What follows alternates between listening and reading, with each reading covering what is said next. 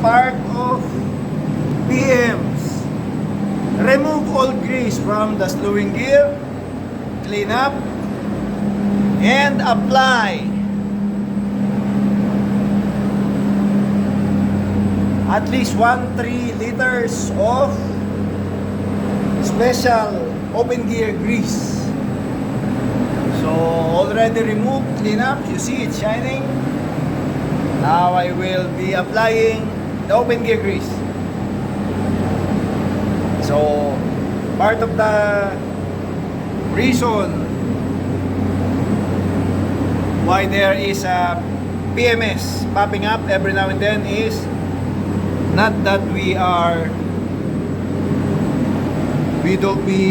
don't know the job that is at hand, but just to remind us that it's time.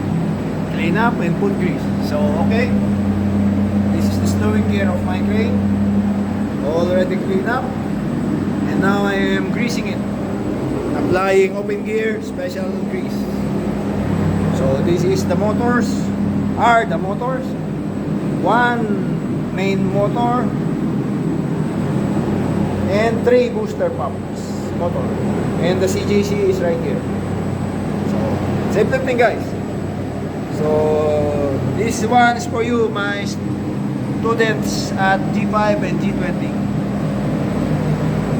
So this is a real life daily routine of an offshore crane operator.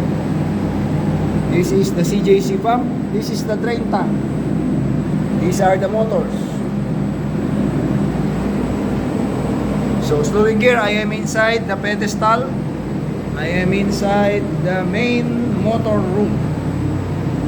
So greasing, safe lifting, guys. God bless.